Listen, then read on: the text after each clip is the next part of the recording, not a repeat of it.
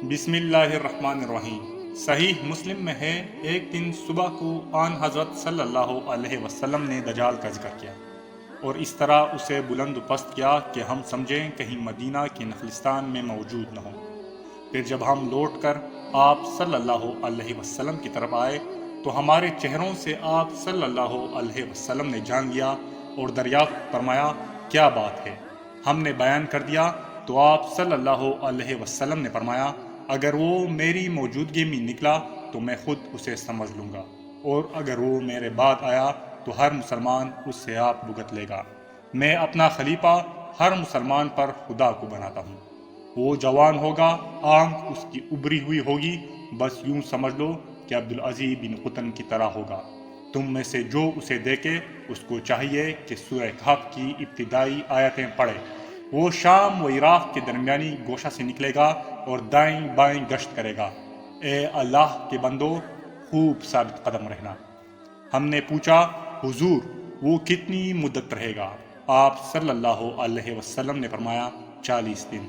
ایک دن ایک سال کے برابر، ایک دن ایک مہینے کے برابر، ایک دن ایک ہفتہ کے برابر، اور باقی دن تمہارے معمولی دنوں کی طرح۔ پھر ہم نے دریافت کیا کہ جو دن سال کے برابر ہوگا اس میں ایک ہی دن کی نمازیں کافی ہوں گی؟ آپ صلی اللہ علیہ وسلم نے فرمایا نہیں، بلکہ اندازہ کر لو۔ ہم نے پوچھا یا رسول اللہ صلی اللہ علیہ وسلم اس کی رفتار کی سرعت کیسی ہوگی؟ فرمایا ایسے جیسے بادل ہواؤں سے بھاگتے ہیں۔ وہ ایک قوم کو اپنی طرف بلائے گا، وہ مان لیں گے تو آسمان سے ان پر بارش ہوگی، زمین سے کھیتی اور پھل اگیں گے، ان کے جانور تر و تازہ اور زیادہ دودھ دینے والے ہو جائیں گے۔ ایک قوم کے پاس جائے گا جو اسے جھٹلائے گی اور ان کا انکار کر دے گی، یہ وہاں سے واپس ہوگا تو اس کے ہاتھ میں کچھ نہ رہے گا۔ وہ بنجر زمین پر کھڑا ہو کر حکم دے گا کہ اے زمین کے خزانوں نکل آؤ، تو وہ سب نکل آئیں گے اور شہد کی مکھیوں کی طرح اس کے پیچھے پیچھے پھریں گے۔ پھر یہ ایک نوجوان کو بلائے گا اور اسے قتل کرے گا، اور اس کے ٹیک 2 ٹکڑے کر کے اتنی دور ڈال دے گا کہ ایک تیر کی رفتار ہو۔ پھر اسے آواز دے گا تو وہ زندہ ہو کر ہنستا ہوا اس کے پاس آ جائے گا۔ اب اللہ تعالیٰ مسیح بن مریم علیہ السلام کو بھیجے گا۔ وہ دمشق کے سفید مشرقی مینارے کے پاس 2 چادریں اوڑھے باندھے 2 فرشتوں کے پروں پر بازو رکھے ہوئے اتریں گے۔ جب سر جھکائیں گے تو قطرے ٹپکیں گے، اور جب اٹھائیں گے تو مثل موتیوں کے وہ قطرے لڑکیں گے۔ جس کافر تک ان کا سانس پہنچ جائے گا وہ مر جائے گا، اور آپ علیہ السلام کا سانس وہاں تک پہنچے گا جہاں تک نگاہ پہنچے۔ آپ علیہ السلام دجال کا پیچھا کریں گے اور بابلت کے پاس اسے پا کر قتل کر دیں گے۔ پھر ان لوگوں کے پاس آئیں گے جنہیں خدا نے اس فتنے سے بچایا ہوگا، ان کے چہروں پر ہاتھ پھیریں گے اور ان کے جنتی درجوں کی انہیں خبر دیں گے۔ اب خدا کی طرف سے حضرت عیسیٰ علیہ السلام کے پاس وحی آئے گی کہ میں اپنے بندوں کو بھیجتا ہوں جن کا مقابلہ کوئی نہیں کر سکتا۔ تم میرے ان خاص بندوں کو طور کی طرف لے جاؤ۔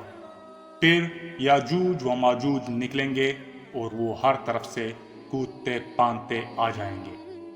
بحیرہ تبریہ پر ان کا پہلا گروہ آئے گا، اس کا سارا پانی پی جائے گا۔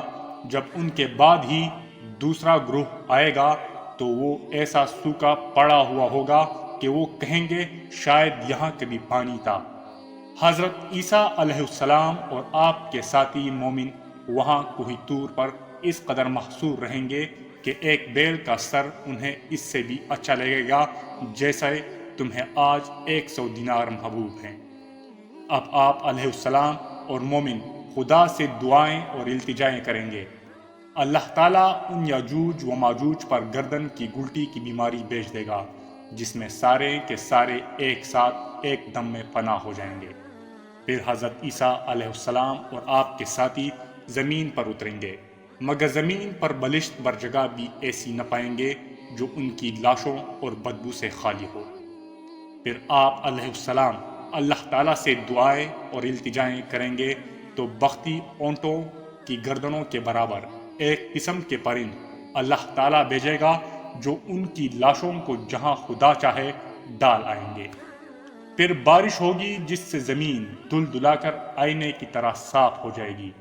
پھر زمین کو حکم ہوگا کہ اپنے خزانے نکال اور اپنی برکتیں لوٹا۔ اس دن ایک انار ایک جماعت کو کافی ہوگا اور وہ سب اس کے چل کے تلے آرام حاصل کر سکیں گے۔ ایک اونٹنی کا دودھ ایک پورے قبیلے سے نہیں پیا جائے گا۔